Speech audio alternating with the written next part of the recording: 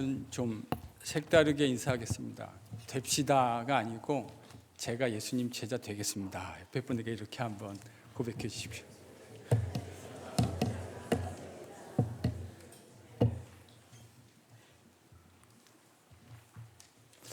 KPC에 속한 모든 하나님의 백성들 다 예수님의 귀한 제자가 되는 그런 은혜가 임할 수 있기를 축복합니다.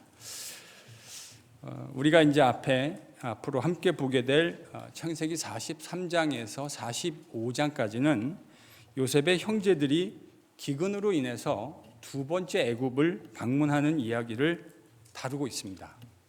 오늘 본문 1절은 그 땅의 기근이 심했다 이렇게 기록하고 있어요. 하나님은 이 기근 속에서 하나님의 백성들도 함께 고통당하게 하십니다. 그런데요, 우리가 이미 살펴보았던 대로 이 기근은 하나님이 사용하시는 구체적인 방법이었습니다. 일단 41장에 등장했던 이 바로의 꿈과 이와 연관된 기근은 바로가 이 세상의 참 신이 아니고 애굽 땅도 그 자체로 축복의 땅이 될 수 없다고 하는 사실을 매우 분명하게 했습니다. 하나님만이 참 신이시며 그분이 가나안 땅의 주인이실 뿐만 아니라 애굽과 모든 세상의 참 주인이심을 분명히 하신 것이죠. 그리고 그 주인이신 하나님을 의지할 때만 인간은 진정으로 행복한 인간다운 삶을 살 수 있게 된다고 하는 이 명징한 진리를 하나님은 분명히 하신 것입니다. 오늘 본문에는 이 기근을 통해서 하나님이 하시는 또 놀라운 일들, 하나님이 어떻게 놀라운 일들을 행하시는가 하는 것을 보게 됩니다. 하나하나 천천히 묵상하기를 소망합니다. 가나안 땅에 기근이 더 심해졌다. 지난번 애굽의 총리인 요셉을 통해서 형제들이 얻은 양식도 다 동이나 버렸습니다. 이미 42장 하반절에 보면 아들들은 애굽에서 일어났던 일들을 매우 상세하게 아버지 야곱에게 말해 주었습니다. 양식 얻으러 올 때 다음번에 베냐민 오지 않으면 총리도 만날 수 없고 양식도 구할 수 없다. 이게 총리가 했던 이야기입니다. 이 내용을 전달한 것이죠. 그런데 이 이야기를 듣고 야곱은 결단코 베냐민을 데려갈 수 없다라는 사실을 매우 분명하게 이야기합니다. 근데요, 그 이야기하는 내용이 참 흥미로우면서 짠합니다. 42장 38절. 그 이야기를 듣고 야곱이 뭐라고 얘기했는가? 같이 읽습니다. 시작.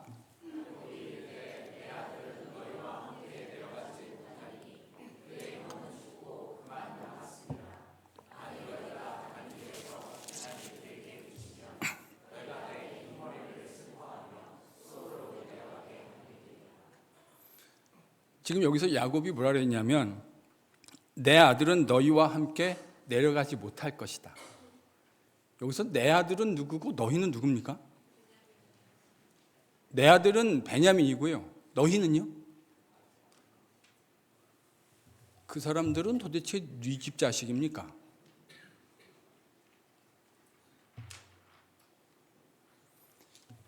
여러분, 이 야곱의 말 속에는 그가 생각하고 있는 사고 구조가 그대로 녹아 있는 거예요.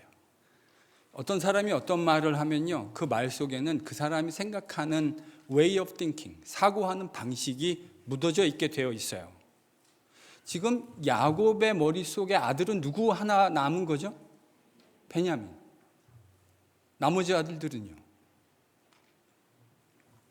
적어도 그의 마음속에 베냐민과 동등한 위치에 있지 않아요. 이런 상황에서 자초지종을 다 알고 있는 야곱, 아무것도 모르는 것처럼 태연하게 나머지 아들들에게 애굽 내려가서 양식 더 구해오라고 이야기합니다. 이 이야기를 듣고 유다가 등장해요. 유다가 뭐라 그러냐면 동생 베냐민 데리고 가야만 총리 만날 수 있습니다. 사실은 어려운 이야기가 아니죠. 총리로부터 들은 이야기를 그대로 아버지에게 전달해 줍니다. 근데요, 이 말을 듣고 야곱은 정말 하나마나한 말을 합니다. 저는 이런 말이 하나마나한 말이라고 생각해요.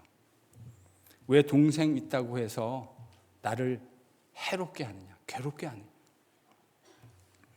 하나마나한 말이죠. 근데요, 그런 야곱의 심정도 생각해 보면 완전히 이해 못할 건 아닙니다. 라헬이라는 여자를 아내로 얻기 위해서 야곱이 몇 년을 봉사했죠? 14년. 창세기는요, 그 14년이 수일 같았다. 얼마나 좋았으면. 그 라헬이라는 여인이 얼마나 좋았으면 그는 14년을 종으로 살았습니다. 그리고 그 여자가 아이를 낳기까지 오랜 시간 동안 그는 기다려야 했고, 드디어 그 라헬을 통해 2명의 아들을 가지게 되었습니다.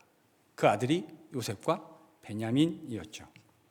그런데 그렇게 사랑했던 아내 라헬은 막내 베냐민을 낳다가 먼저 세상을 떠나고 말았습니다. 그녀가 남겨놓은 2 아들 요셉과 베냐민, 그래서 야곱은 그 아들들을 더욱 사랑했을는지 모릅니다. 왜 그랬을까요? 요셉의 눈을 보면 누구의 눈이 떠오르죠? 자기가 사랑해서 14년을 종으로 섬겼던 라헬의 눈이 떠오릅니다. 베냐민의 오똑한 코를 보면 누가 떠오르죠? 자기가 그렇게 사랑했던 아내 라헬이 떠오릅니다. 그 아들들이 성장해 가는 것을 보면서 그 마음속에 그렇게 끔찍하게 사랑했던 아내 라헬의 모습이 계속해서 비쳐 보이는 거죠. 그런데 그렇게 사랑했던 아들, 어느 날 요셉이 짐승에게 잡아먹혔다고 생각할 수밖에 없는 그런 끔찍한 일을 경험하지 않았습니다. 그래서 이제 야곱에게 누구 하나 남아 있습니까? 베냐민. 그 베냐민, 야곱은 편집증적으로 사랑했던 것 같아요. 그의 모든 관심이 지금 누구에게 쏠려 있어요? 베냐민이요. 그래서 양식 구하러 갈 때도 과거에 누구는 안 데려 보냈죠? 베냐민만은. 혹시 가다가 어떤 일이 생길까 걱정되어서 다른 형제 10명은 다 내려보냈는데 베냐민만은 야곱 옆에 남겨두었습니다. 그가 얼마나 베냐민을 챙겼는지를 알 수 있는 대목입니다. 그런데 과거 야곱의 꼼수를 다루기 위해서 하나님이 야곱의 인생에 습격하듯이 찾아오셨던 것처럼 하나님은 이제 그 야곱이 가지고 있는 편애의 문제를 다스리시기 위해서 또 야곱의 인생에 습격하듯이 찾아오십니다. 여러분, 이런 질문을 한번 던져보세요. 하나님은 왜 이 야곱의 문제를 끝끝내 마지막까지 추적해서 다루어 가시려고 하실까? 그것은 하나님이 이 야곱을 당신의 언약 백성인 이스라엘 만드시려는 계획을 가지고 계시기 때문입니다. 뭘 가지고 계시다고요? 그를 하나님의 언약 백성 만드시려는 계획을 가지고 계시기 때문이에요. 지금 야곱은 하나님의 언약 백성다운 모습을 온전히 보여주고 있지 못합니다. 그래서 그 문제를 다루시기 위해서 하나님은 야곱을 변화시키기 위해서 또 습격하듯이 찾아오신 겁니다. 이 기근이 여러 가지 멀티퍼셋을 가지고 있죠. 하나님이 어떤 분이신지, 그분이 온 우주의 창조주이시고 가나안 땅의 주인이실 뿐만 아니라 애굽 땅에서도 주인이시고 그분이 통치해 주셔야만 모든 땅은 진정으로 하나님의 은혜를 입게 된다는 사실을, 그 진리를 하나님은 명징하게 가르쳐 주셨어요. 그런데 이 기근을 통해서 하나님은 야곱의 문제도 다루시기를 원하셨어요. 그래서 그를 하나님 백성, 언약 백성의 모습 만들어 가기 위해서 습격하신 것처럼 또 찾아오신 겁니다. 근데 여러분, 오늘 본문을 보면 야곱 외에 두드러진 그의 아들 한 명이 등장합니다. 그 사람이 누굽니까? 유다입니다. 끝까지 베냐민만은 내어놓을 수 없다는 태도로 일관한 야곱에게 아들 유다가 나서서 아버지와 대화를 시도해요. 8절에서 10절 같이 읽겠습니다. 그가 뭐라고 얘기하는가? 8절에서 10절 같이 읽습니다. 시작.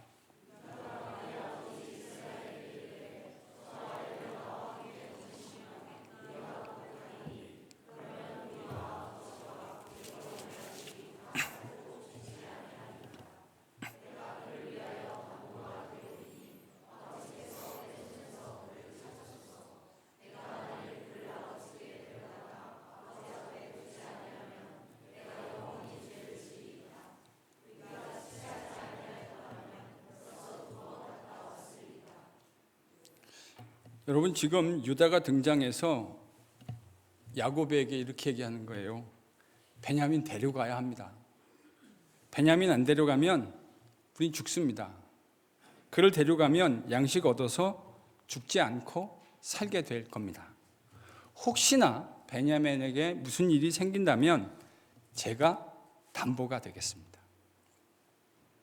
아버지가 그렇게 끔찍하게 생각하는 그 아들 제가 책임지겠습니다. 다시 아버지에게로 돌려놓겠습니다. 지체하지 않았으면, 아버지가 발목 붙들지 않으셨으면 이미 벌써 2번은 더 갔다 왔을 겁니다. 참 이성적인 이야기죠. 그리고 매우 책임감 있는 모습 아닙니까? 저는 이 유다의 모습이 참 이성적이고 동시에 책임감 있는 모습이라고 생각해요. 38장에서 우리가 봤던 그 유다의 모습하고 상당히 달라요. 그의 말은 말뿐이 아니었습니다. 실제로 44장, 바로 다음 장이죠. 이 다음 장에 가면요, 유다는 자기가 종으로 붙들려야 하는 상황이 됐을 때 다른 형제들보다 앞서 나서서 자신이 아버지에게 했던 약속을 지킵니다. 베냐민이 아니라 제가 대신 잡히겠습니다.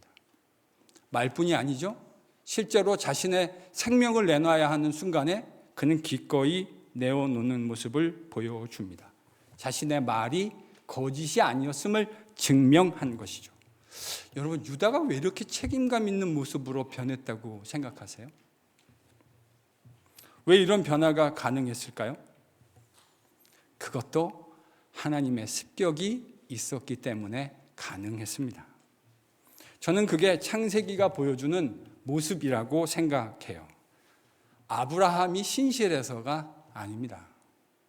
이삭이 신실했기 때문이 아니에요. 야곱도 아니에요. 유다도 아니에요. 하나님이 신실하셔서 우리에게 소망이 있는 거예요. 창세기는 지금 그 얘기를 우리에게 이야기해 주고 있는 거예요. 유다도요, 신실하지 않았어요. 하나님의 약속을 가볍게 여겼어요. 그런데 하나님이 그의 인생에 습격하듯이 찾아오셨어요. 그 습격을 통해 그는 과거와 그의 현실의 모습과 정직하게 대화했어요. 그리고 이방인 며느리 다말을 통해서 자신이 얼마나 부끄러운 사람인지를 정직하게 직면하고 대화했던 것이죠. 그 결과로 유다가 변한 거예요. 창세기 38장은 창세기 내러티브에 없어도 괜찮아요. 근데요, 저는 이게 들어있는 이유가 여기에 있다고 생각해요. 그걸 통해서, 그 습격을 통해서 유다가 자신의 부끄러운 모습을 보고 하나님의 은혜를 깨닫게 되어진 것이죠. 그러니 사람에게 달려있는 것 아닙니다. 하나님이 신실하시기 때문에 우리에게 소망이 있는 것입니다. 이 사실을 이 예배 자리에서 우리가 다 인정할 수 있게 되기를 축복합니다.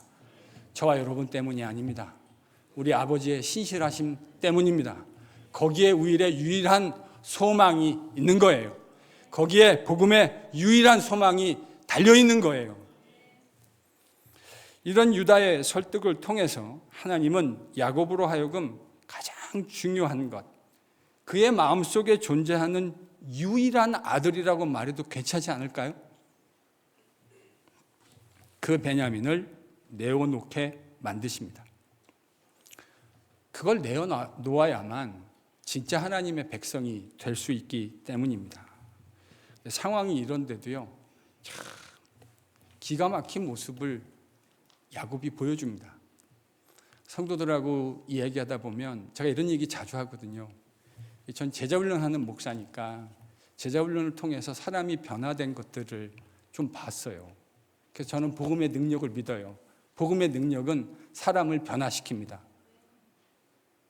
벌써 이제 아멘 소리가 크지가 않잖아요.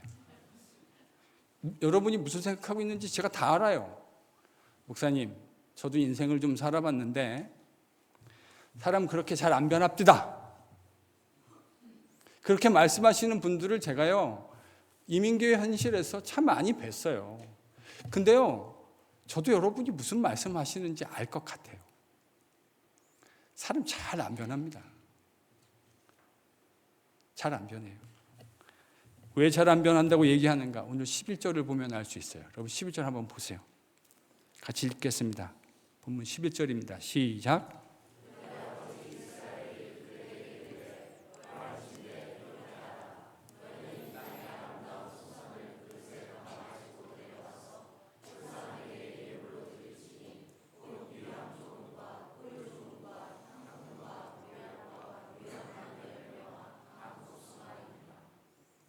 여러분 이거를 보면서 야곱의 어떤 과거의 한 장면이 떠오르지 않으십니까?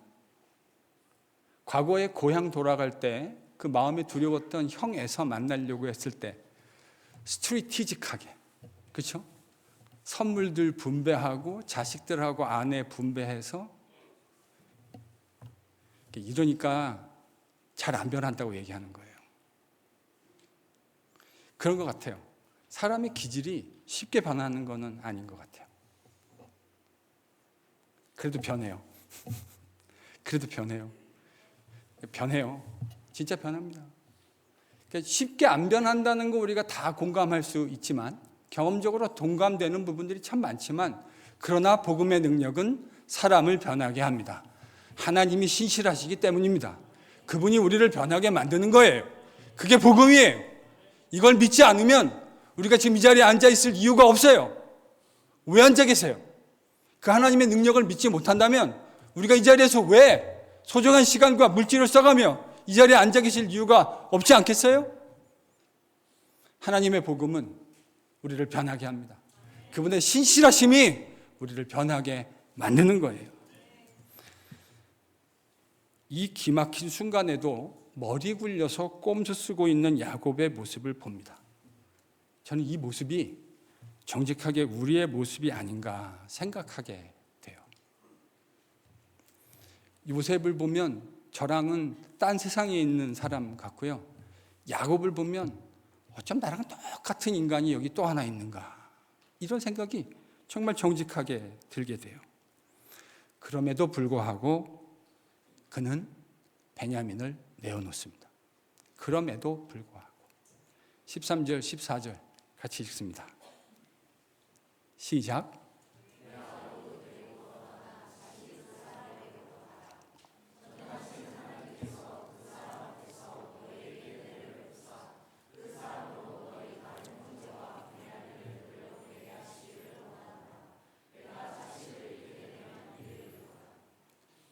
저는 이게 야곱이 할 수 있는 최대한의 포기라고 생각합니다. 자식을 잃게 되면 이르리로다.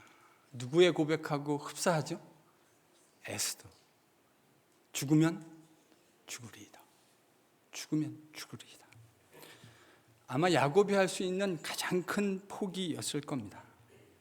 하나님은 야곱을 찾아오셔서 그를 이스라엘 만들기 위해서 그가 가장 소중하게 여겼던 것을 포기하게 만드셨습니다. 여러분, 오늘 본문을 묵상하다 보면 유다가 변화된 것을 보게 됩니다. 그리고 야곱도 변화했다는 것을 보게 돼요.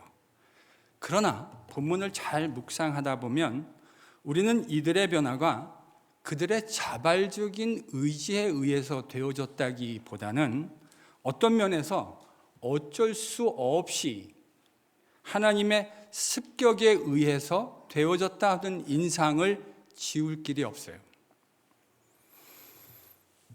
여러분, 그게 정직한 창세기 읽기 아닐까요? 정직하게 이야기하면 이것이 유다와 야곱만의 문제이겠습니까? 그게 우리의 모습이라고 이야기해야 정직한 것 아닐까 싶어요.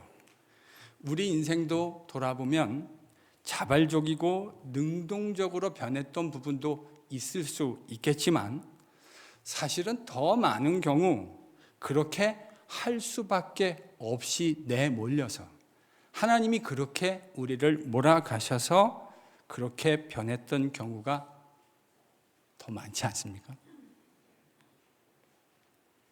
저는 그게 정직한 창세기 읽기고 정직한 우리에 대한 독법이라고 생각합니다. 유다의 인생에도 그랬고 야곱의 인생에도 그러셨던 것처럼 하나님은 때때로 우리의 인생에도 이렇게 습격하듯이 찾아오셨고 또 앞으로도 찾아오실 겁니다. 때로는 그 습격을 통해 저와 여러분의 건강을 가져가실 수도 있습니다. 때로는 그거 없으면 안 된다고 했던 재물도 가져가실 수 있습니다. 때로는 우리가 참 귀하다고 생각했던 그 아름다운 관계들도 때로 잃어버리게 하실 수 있습니다. 이런 일들을 통해서 우리는 어쩔 수 없이 변해갑니다. 그런데 여러분, 하나님이 기대하시는 이 변화가 환경만 만들어졌다고 자연적으로 되는 것은 저는 아니라고 생각합니다. 환경이 만들어졌다고 하나님이 원하시는 반응을 다 하는 게 아니더라고요. 하나님이 기대하시는 반응이 너무나 명확한데 그 반응을 환경이 만들어졌다고 모든 사람이 하는 것이 아니라는 사실을 저는 성경에서도 묵상하게 되고 우리의 인생 안에서도 묵상하게 돼요. 자, 그러면 이런 베냐민을 내어놓는 변화가 어떻게 가능했을까? 여러분 14절을 다시 읽어볼 텐데요. 14절에 눈을 크게 뜨시고 야곱에게서 이런 내려놓음이 어떻게 가능했는지를 그의 고백을 통해서 한번 묵상하시고 가늠해 보시죠. 같이 14절 다시 읽습니다. 시작.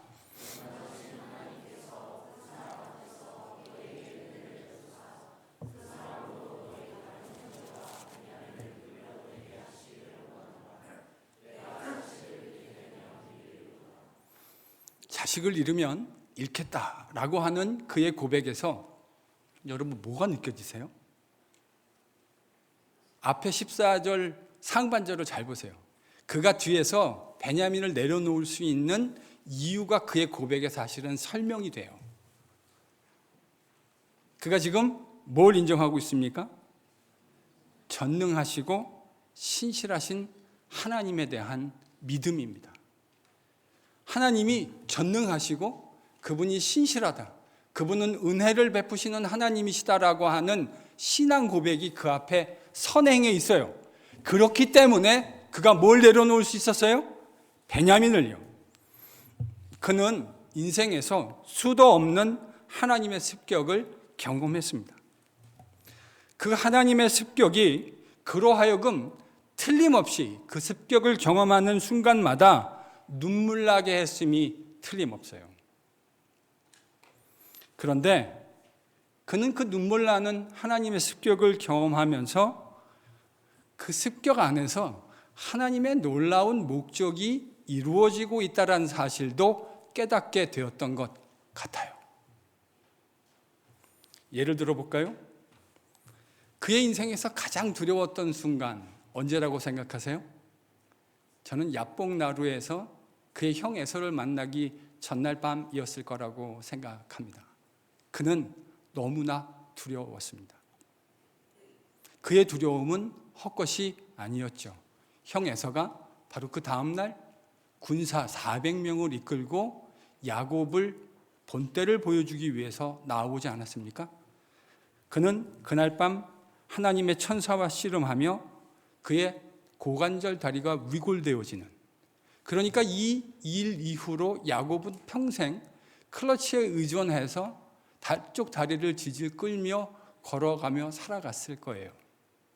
그런데 역설적이게도 이 하나님의 비정한 은혜를 경험하며 그는 살 수 있었어요. 야곱이 다리를 클러치를 끌며 질질 걸어오는 모습을 보며 에서의 사리가 잠재워졌을 거라고 말씀드리지 않았습니까? 그는 하나님의 은혜를 경험하게 되었습니다. 그의 마음속에 20년을 살면서 나를 가만두지 않겠다고 생각했던 그 형의 사리가 너무너무 두려웠는데 하나님의 습격을 통해 하나님의 은혜를 입게 되었군요. 그뿐만이 아니죠. 바로 그 뒤에 등장하는 딸 디나 사건, 그는 참 아비로서 가슴 아픈 일을 경험했습니다. 그런데 그 일이 그로 하여금 하나님과 베델에서 맺었던 언약을 떠올리게 했습니다. 그리고 그는 그 일의 결과로 하나님의 은혜를 또 경험했습니다. 그래서 자식들을 이끌고 다시 베델로 올라갔습니다. 말씀드렸던 대로 그 길은 가나안 적진 심장부를 통과하는 길이었어요. 그런데 하나님은 그 속에서도 야곱에게 그리고 그의 가족에게 은혜를 베푸셨습니다. 가나안 족속 어느 누구도 야곱과 그의 패밀리를 건들지 못했어요. 하나님의 은혜를 또 경험한 것이죠. 지금 야곱이 자신의 인생에서 가장 소중한 베냐민을 내어놓을 수 있는 이유가 뭐라고 생각하세요?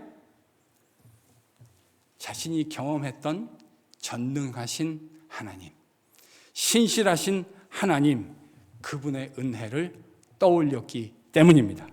그것만이 그가 진정으로 의지할 수 있는 유일한 길이라는 사실을 떠올려낸 거예요.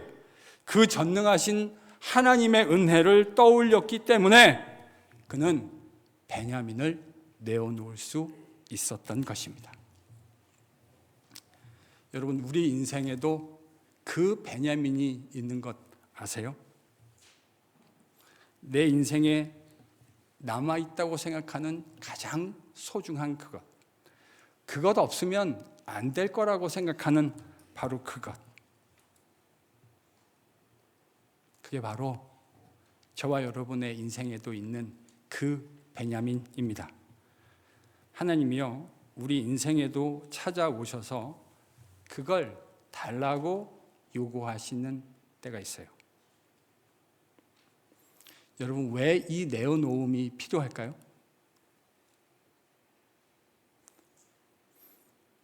그 내어놓음이 없으면 우리는 끔찍한 우상 숭배자로 남을 수밖에 없기 때문입니다. 여러분, 그 내어놓음이 없으면 우리는 우상 숭배자가 되는 거예요.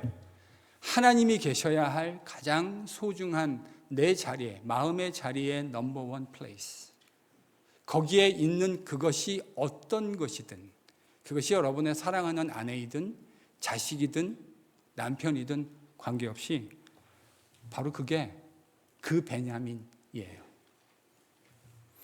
그걸 내려놓을 수 없으면 그는 하나님만을 예배하는 진정한 예배자가 될 수 없는 거예요. 하나님은 우리의 마음속에 2등에 관심이 없으세요. 하나님은 우리의 마음속에 늘 1등이시기를 원하시는 거예요. 그거를 인정하는 것이 참된 예배자가 된다는 말의 의미일 겁니다. 그래서 그걸 내어놓으라고 말씀하시는 거예요. 그걸 내어놓지 않는 한 우리는 하나님만을 예배하는 참된 예배자가 될 수 없기 때문입니다.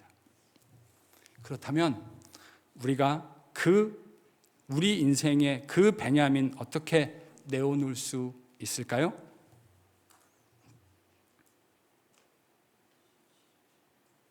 어떻게 내어놓을 수 있을까요? 하나님의 십자가 사랑에 설득될 때입니다. 하나님께서 예수 그리스도의 십자가 위에서 우리를 얼마나 사랑하셨는가를 묵상하게 될 때입니다. 내가 이 은혜를 받기에 합당한 사람이 아니라는 사실을 떠올리게 되어질 때 우리는 그때 내 인생의 베냐민을 내어놓을 수 있습니다. 십자가에 표현된 그분의 사랑을 경험했기 때문입니다.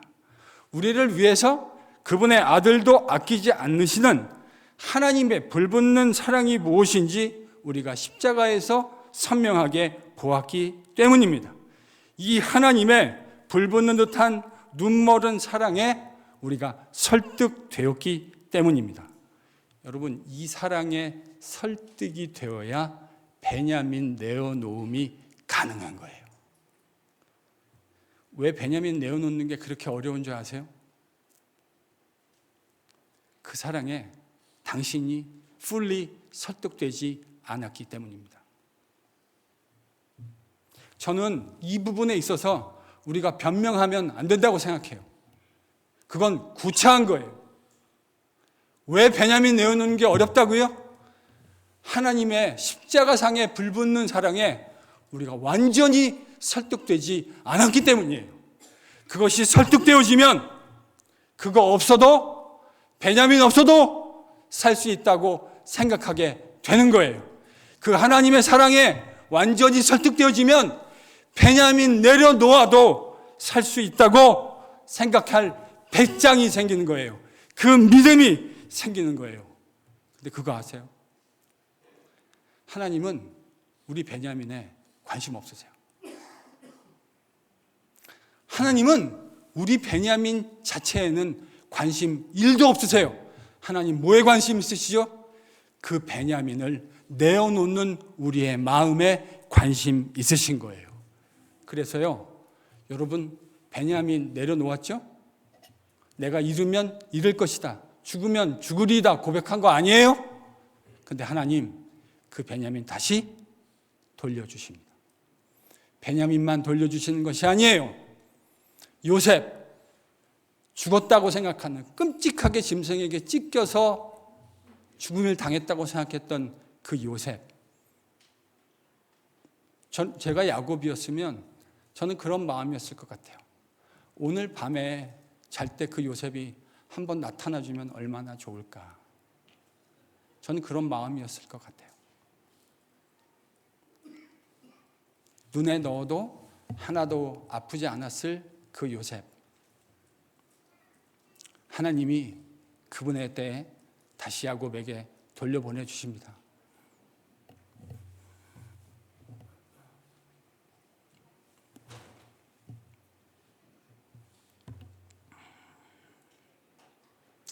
사랑하는 성도 여러분, 예수님의 십자가 사랑을 묵상하십시다. 그 안에서 그가 우리를 얼마나 끔찍하게 사랑하셨는지 다시금 묵상하십시다.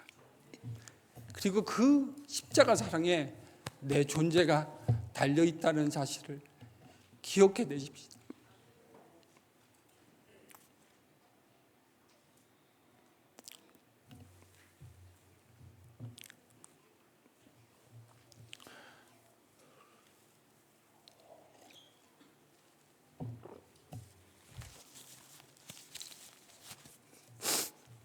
그 주님과 함께 걷고 주님과 함께 대화하고 주님의 마음으로 생각하고 주님의 심장으로 함께 호흡해서 그가 기뻐하시는 것이 나의 기뻐함이 되고 그가 안타까워하시는 그 일이 우리의 안타까움이 되어 주님과 함께 웃고 그 주님과 함께 울 수 있는 예수의 좋은 제자로 변화되어 가십시다.